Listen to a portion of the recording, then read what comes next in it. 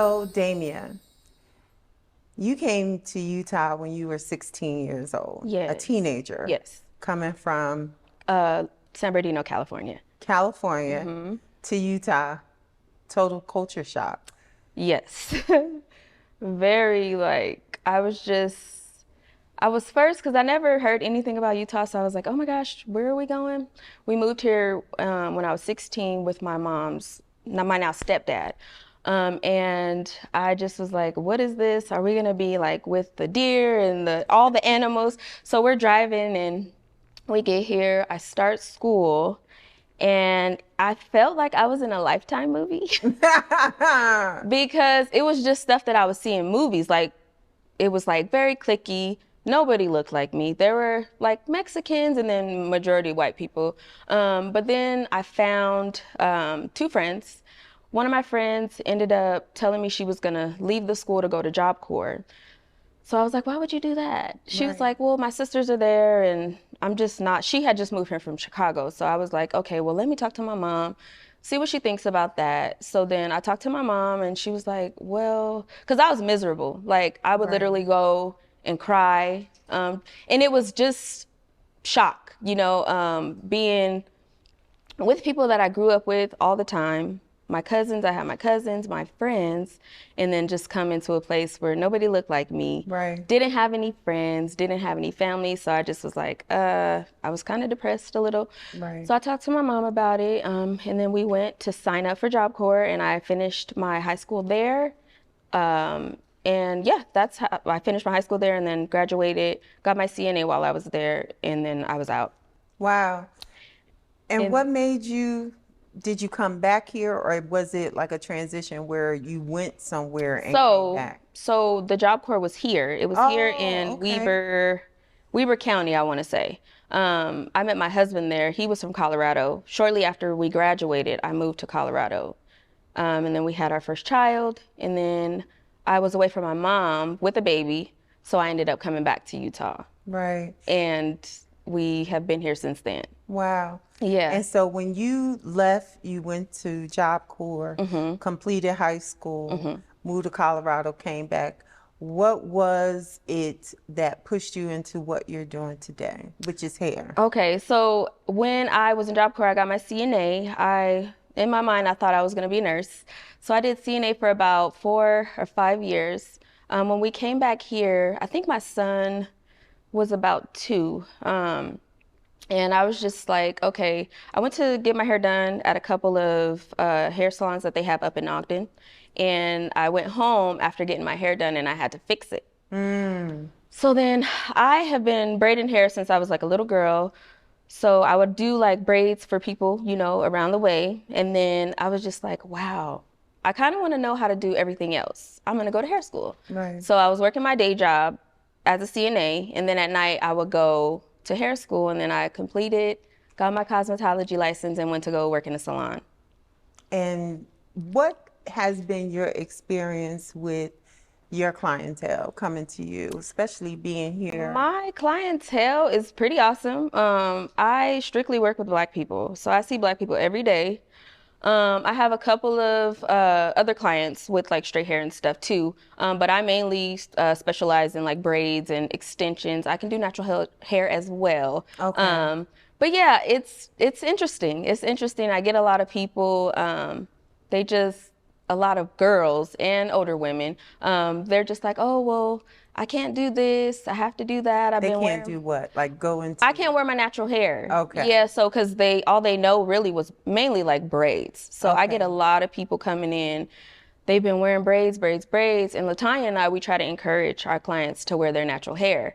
And then they'll look at my hair and they say, my hair can't do that. And I'm like, well, this is my hair, girl. Right. Your hair gonna do what it's gonna do, and it's Right. gonna be bomb. Like we're gonna make it pretty and make it for you. Right. And they're like, oh, a lot of people will try. Like they'll try it, and when we show them how to do their hair and care for it, they're like, oh my gosh, I'm never going back. And then I have the ones that are like, girl, I'm keeping my wigs and my weaves. Right. I want them to get away from wearing the wig so much and wearing the weave so much so that they don't have to need them. Right, Because I do right, find right, if you keep doing something, no matter how much I tell you Right. what to do, it's gonna become a problem if you're not taking breaks and caring for it how you're supposed to care for it. Right. And what is it that you encourage them personally to say to them to empower them to be able to not just look at your hair and say, I want that, but to be able for them to look in the mirror and say, I don't know, sis. Yeah. And they say, I don't know. What is it that you give them to? I just try to encourage them to be comfortable in the skin that they're in. I let them know that they're beautiful besides the hairstyle. They're beautiful and they're beautiful people, and the hair is just an enhancement, you know. And Right. either way, we're gonna make you look great, Right. however you want to feel. Right. I love it. And what advice would you give anyone in this area of Utah who's looking to build a business as far as doing hair? What is the advice you would give them? I would tell them to just keep going, do what you know you want to do. You might get 100 no's, but there will be a yes, and it's never too late to start. What's your experience like being here in Utah, let alone a Black business owner, but having a salon? Because Black salons in this area are like non-existent. I know. So tell me about that. So being a Black business owner in Utah is an honor, first of all, just to even be able to do what we do. And we used to have our own individual studios where we just did hair by ourselves. But in the building we worked, we kind of unofficially worked together. And we, in our individual experience as salon owners, saw a huge need for our community needing help with their hair in so many different types of ways. I also offer education in addition to doing hair. And so the opportunity came up for us to come together so that we could do better for our community. Because yeah, it's tough finding someone who can do your hair and finding someone who's not intimidated by our hair type, because our hair is different. Right. It just needs a little more patience and a little more love. And yes, the climate here is hard for people, especially when you're a newcomer to Utah and maybe you're used to a humid environment. Right. When you talk about products, because we are licensed cosmetologists, we understand the anatomy and structure of hair. And so surprisingly, the way that we deal with hair is much different from what people are normally used to, because it's really not about the products, it's more about the care. Right. And so because Damien and I have the knowledge to help educate our clients on how to manage care, that makes styling and product usage a simple thing that you don't have to overthink. Right. So you're educating people about their hair, about all of that. What are some of the things that you see coming into the salon, especially being in Utah? Utah, to me, just being here for 2 years, is more of an image place.